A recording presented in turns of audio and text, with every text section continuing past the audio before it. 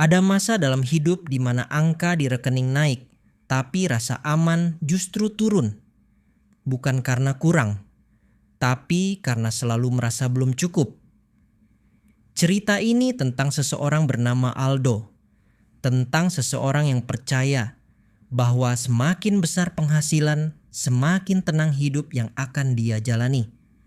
Aldo pekerja keras, datang paling pagi, pulang paling malam, naik jabatan, gaji bertambah. Hidupnya terlihat baik-baik saja.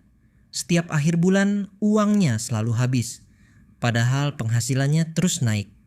Dan suatu malam Aldo duduk sendiri di kamar, menatap layar ponsel, melihat mutasi transaksi terakhir. Saldo tinggal sedikit, padahal masih tanggal muda. Di titik itu Aldo bertanya pada dirinya sendiri, kalau begini terus, sampai kapan aku bisa bernapas lega?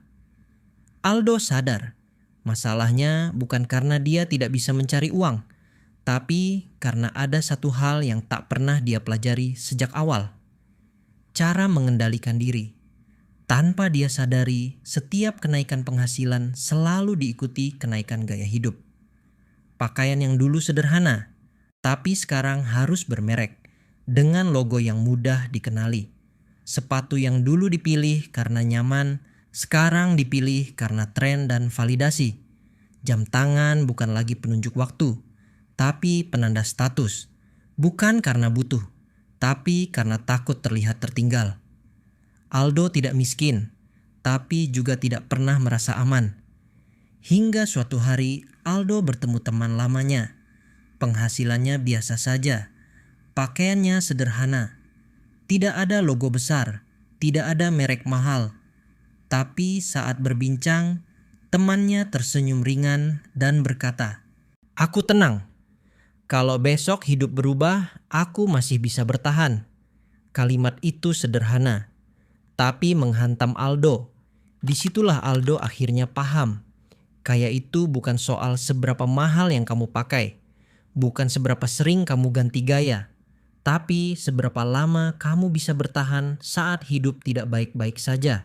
Karena uang yang paling berharga bukan yang kamu kenakan di luar, melainkan yang diam-diam melindungimu dari dalam.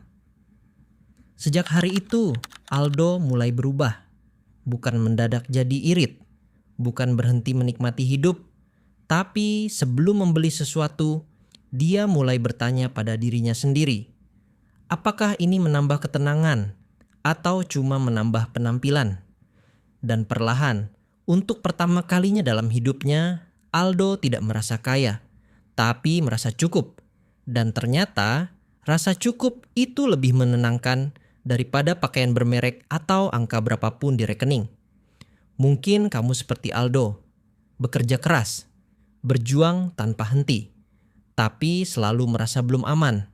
Kalau ia ingat satu hal ini, kekayaan sejati bukan tentang apa yang kamu kenakan atau seberapa besar penghasilanmu, tapi tentang seberapa baik kamu mengendalikan keinginanmu. Karena saat kamu berhenti berusaha terlihat kaya, disitulah hidup akhirnya terasa lebih ringan